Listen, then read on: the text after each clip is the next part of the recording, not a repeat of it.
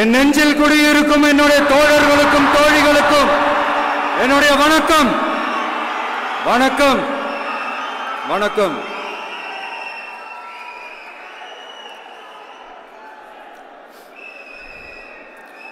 கதறல் சத்தம்லாம் எப்படி இருக்கு?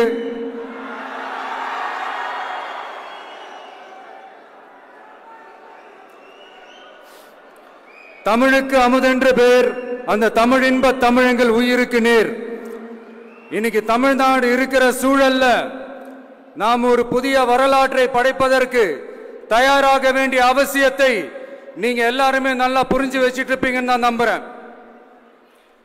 அரசியல்னா என்னங்க? ஒவ்வொரு குடும்பமும் நல்லா வாழணும்னு நினைக்கிறது அரசியலா? இல்ல ஒரே ஒரு குடும்பம் மட்டும்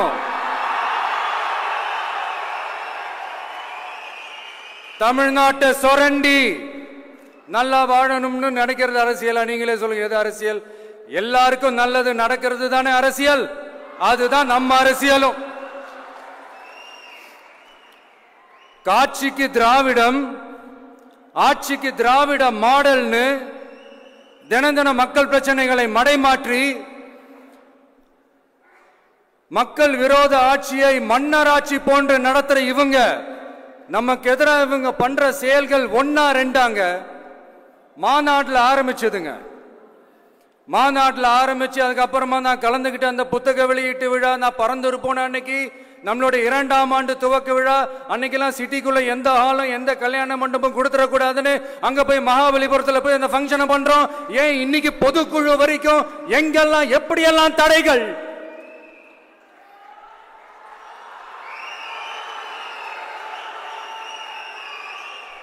ஆனா அத்தனை தடைகளையும் தாண்டி நம்மளுடைய தோழர்கள் சந்திப்பு நிகழ்ச்சிகள், மக்கள் சந்திப்பு நிகழ்ச்சிகள் தொடர்ந்து நடந்துகிட்டு தான் இருக்கும். அது தொடர்ந்து நடக்கும்.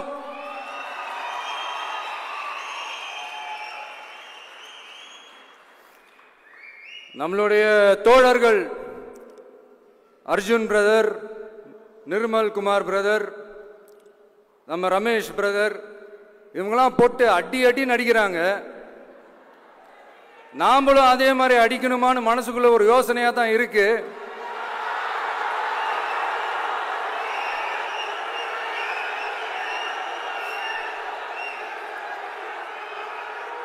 ரைட்.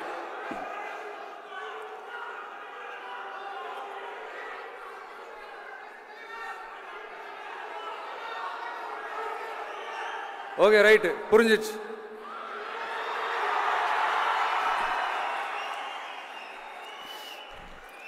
மாண்புமிகு மன்னராட்சி முதல்வர் அவர்களே,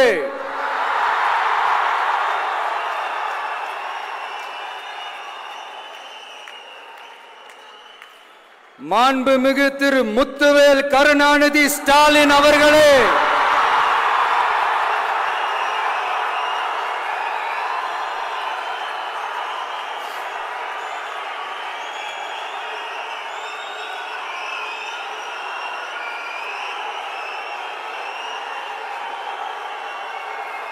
பேரை மட்டும் வீராப்பா சொன்ன பத்தாதவர்களே, செயல்லையும் ஆட்சியிலையும் அதை காட்டணும் அவர்களே. ஒன்றியத்தில் பாஜக ஆட்சியை ஒரு பாசிச ஆட்சின்னு அடிக்கடி அறைகூவல் விடுத்துவிட்டு இங்க நீங்க பண்ற ஆட்சி மட்டும் என்னவா?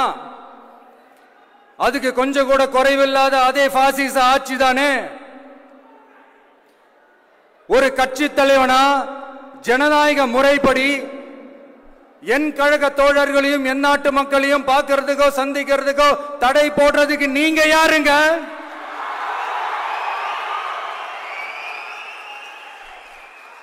தடையை மீறிய மக்களை பார்க்கணும்னு முடிவு பண்ணிட்டா போயே தீருவேன். சட்டத்தை மதிக்கணும்ன்ற ஒரே காரணத்துக்காக தான் அமைதியா இருக்கிறேன். நேத்து வந்தவெல்லாம் முதலமைச்சர் ஆகணும்னு கனவு காண்றான்னு சொல்றீங்க. அது நடக்கவே நடக்காதுன்னு சொல்றீங்க. அப்படியே எந்த கட்சிக்கும் இல்லாத நெருக்கடியை தமிழக வெற்றி கழகத்துக்கு மட்டும் போட்டுக்கிட்டே இருக்கிறீங்க.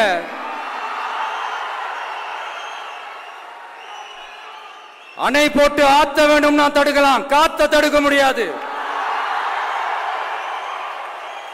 அதையும் மீறி தடுக்கணும்னு நினைச்சீங்கன்னா சாதாரணமா இருக்கிற காத்து சூறாவளியா மாறும்.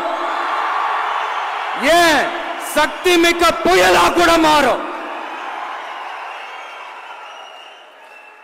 எனது அருமை தமிழக வெற்றி கழக தோழர்களே, நான் மாநாட்டில் ஒரு விஷயத்தை ரொம்ப வலியுறுத்தி சொன்னேன். அதே தான் இங்க நான் திரும்பவும் ரிப்பீட் பண்றேன்.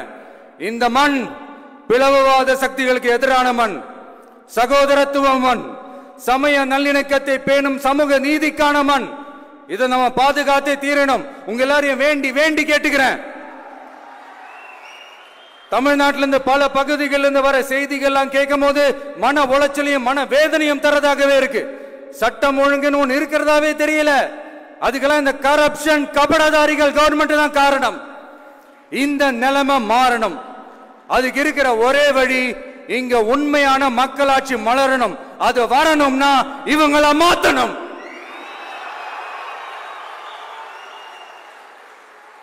அதுக்கு என்ன வழி? அதுக்கு நாம என்ன செய்ய போறோம்? நம்மளுடைய தோழர்கள் டெய்லி மக்களை போய் பாருங்க, அவங்களோட பேசுங்க, ஒவ்வொரு தெருவுக்கும் போங்க, ஒவ்வொரு வீட்டுக்கும் போங்க, அவங்களோட பிரச்சனைகள் என்னன்னு கேளுங்க, அதை தீர்க்கிறதுக்கு என்னன்னு வழி யோசிங்க. அப்பதான் அவங்களுக்கு நம்ம மேல ஒரு நம்பிக்கை வரும். அப்படி ஒரு ஆழமான நம்பிக்கையை விதைச்சிட்டு அதுக்கப்புறமா நிமிந்து பாருங்க. ஒவ்வொரு வீட்டோட உச்சிலையும் தமிழக வெற்றி கழகத்தோட இரட்டை போர் யானை வாகை மலர் கொடி தானா பறக்கும், தானா பறக்கும்.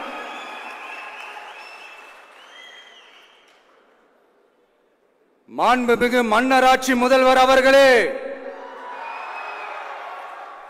உங்க ஆட்சியை பத்தி கேள்வி கேட்டா மட்டும் ஏன் சார் உங்களுக்கு இவ்வளவு கோபம் வருது?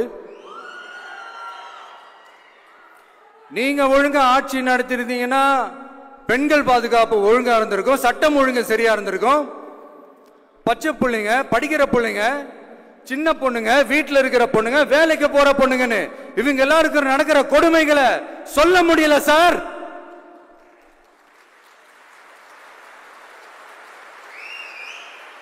இதுல வேற உங்களை அப்பான்னு வேற கூப்பிடுறாங்கன்னு சொல்றீங்க.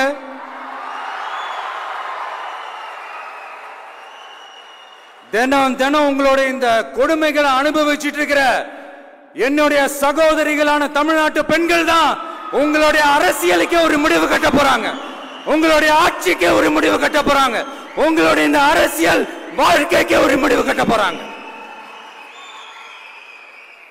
சரி, பெண்களோட லைஃப் தான் இப்படி போராட்டமா இருக்குன்னு பார்த்தா இங்க எத்தனை போராட்டங்கள்? பரந்தூர் போராட்டம், அரசு ஊழியர்கள் ஆசிரியர்கள் போராட்டம், போதைப் பொருள் எதிர்ப்பு போராட்டம், வரி உயர்வு போராட்டம், மீனவர்கள் போராட்டம், போக்குவரத்து ஊழியர்கள் போராட்டம், சாதிவாரி கணக்கெடுப்பு போராட்டம், சாம்சங் தொழிலாளர்கள், டங்ஸ்டன், விவசாயிகள் போராட்டம், மின்கட்டண உயர்வு எதிர்ப்பு போராட்டம், இஸ்லாமிய அமைப்புகள், செவிலியர்கள், மருத்துவர்கள், இந்த மாதிரி போராட்டங்கள். இதெல்லாம் சும்மா சாம்பிள் தான். இது இன்னும் சொல்லிட்டே போலாம், இந்த நாள் பத்தாது. ஆனா இந்த எல்லா போராட்டங்களுக்கும் தமிழக வெற்றி கழகம் கூட நிற்கும்.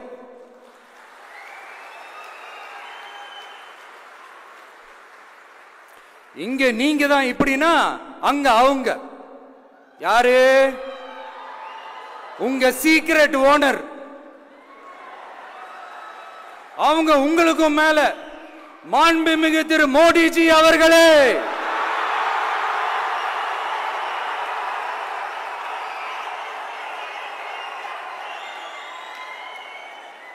என்னமோ உங்க பேரெல்லாம் சொல்றதுக்கு எங்களுக்கு ஏதோ ஒரு பெரிய பயம் மாதிரியும் அப்படி ஒரு விஷயத்த சொல்லிடுறது. பேரை சொல்லணும், பேரை சொல்லணும், பேரை நான் ஒரு படத்துல சொல்லுவேனே, லியோவை பார்க்கணும், லியோவை பார்க்கணும், லியோவை பார்க்கணும்.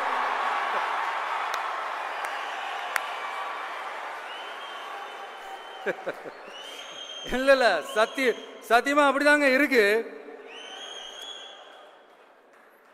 சென்டர்ல ஆள்றவங்கன்னு சொல்றோம். சென்டர்ல யார் ஆள்றா? காங்கிரஸா? இங்க ஸ்டேட்ல ஆள்றவங்கன்னு பேசுறோம். இங்க யார் ஆள்றா? அதிமுகவா?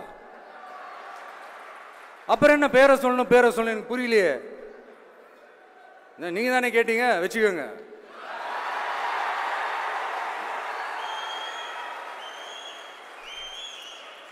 ஓட்டுக்காக காங்கிரஸ் கூட தேர்தல் கூட்டணி, கொள்ளையடிக்கிறதுக்காக உங்களோட அதாவது பாஜகவோட மறைமுக அரசியல் கூட்டணி, இப்படி உங்க பேரை சொல்லியே மக்களை ஏமாத்துறதும் உங்க பேரை சொல்லியே மக்களை பயமுறுத்துறதும், இப்படி இந்த கரப்ஷன் கபடதாரிகளுக்கு மறைமுகமாக உதவும் உங்க அரசுக்கு ஏஞ்சி தமிழ்நாடு தமிழர்கள்னாலே அலர்ஜி.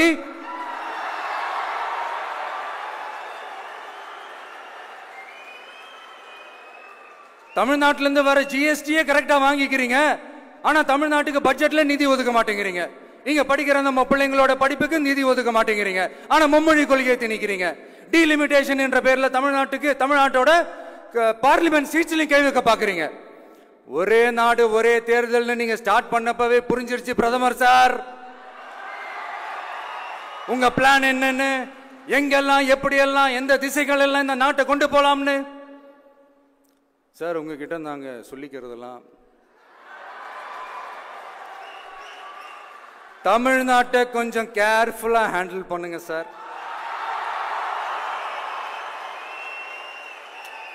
ஏன்னா தமிழ்நாடு பல பேருக்கு தண்ணி காட்டின ஸ்டேட் சார், பல பேருக்கு தண்ணி காட்டின ஸ்டேட் சார். பார்த்து செய்யுங்க சார், மறந்துடாதீங்க சார்.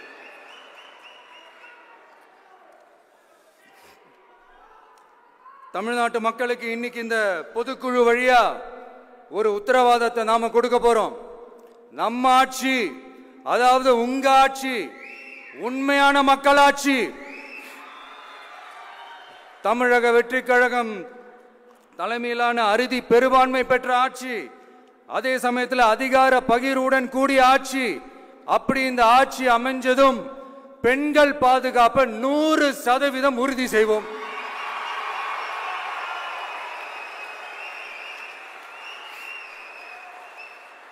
சட்டம் ஒழுங்கு ரொம்ப முறையா ஸ்ட்ரிக்டா வச்சிருப்போம். கல்வி, சுகாதாரம், மருத்துவம்னு அத்தனையிலையும் ரொம்பவே கவனம் செலுத்துவோம். அதுவும் எல்லாருக்கும் ஈஸியா ஈக்குவலா கிடைக்கிற மாதிரி செய்யறது தான் நம்ம டார்கெட்.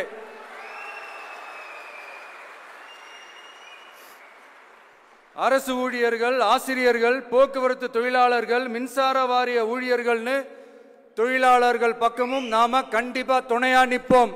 ஏன்னா நாம எப்பவுமே உழைக்கிறவங்க பக்கம்தான்.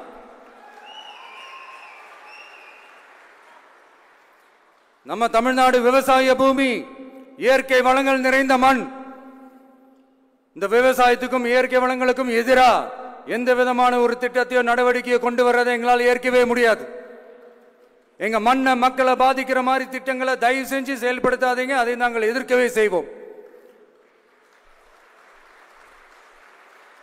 தமிழ்நாட்டை எல்லா வகையிலும் பாதுகாக்க வேண்டியது எங்களுடைய உரிமை, கடமை, கொள்கை எல்லாமே.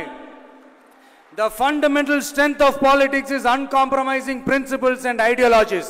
Periyar's social justice, Kamarajar's honest administration, Ambedkar's equal justice and equal opportunity, Velu Nachiyar's social inclusivity and communal harmony, Anjali Amal's fighting for water resources were the reasons for choosing them as our party's ideologues and policy leaders.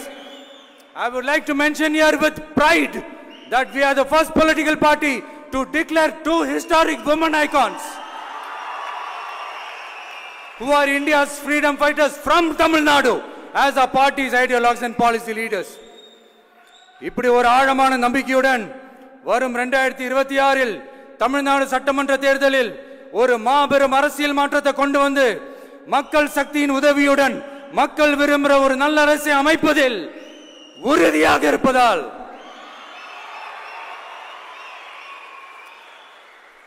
அதை தடுக்கிறதுக்குன்னு சில பேர் பகல் கனவு காண்பார்கள் இல்லையா? அவங்க எல்லாருக்குமே சொல்லிக்கிறது ஒண்ணுதான், காற்று, மழை, வெயில், இயற்கையை யாரால் கட்டுப்படுத்த முடியும்? யாரால் தடுக்க முடியும்? இவை எல்லாம் கடவுளால் உருவாக்கப்பட்டவை. அப்படிதான் எம் மக்களுக்கான அரசியலையும் யாராலும் தடுக்க முடியாது. அரசியல் சூறாவளியையும் தேர்தல் சுனாமியையும் தடுப்பார் எவர். அப்படிதான் எம் மக்களுக்கான அரசியலையும் அந்த வெற்றியையும் யாராலும் தடுக்க முடியாது. அப்படி தடுக்கணும்னு நினைக்கிறவங்களோட கனவு ஒரு நாளும் மெய்ப்படாது. Before concluding my speech, few words from William Blake. Men may come, men may go, but I go on forever.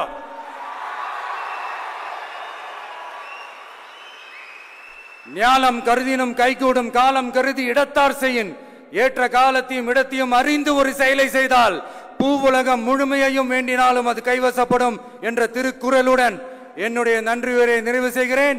பார்த்துக்கிட்டே இருங்க. அடுத்த வருஷம் இது வரைக்கும் தமிழ்நாடு சந்திக்காத ஒரு வித்தியாசமான ஒரு தேர்தலை சந்திக்கும்.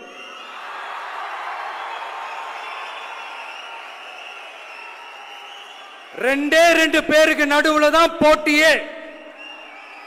ஒன்னு டிவிகே, இன்னொன்னு டிஎம்கே.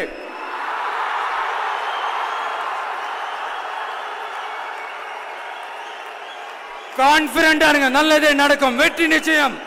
மீண்டும் சந்திக்கும் வரை நன்றி, வணக்கம்.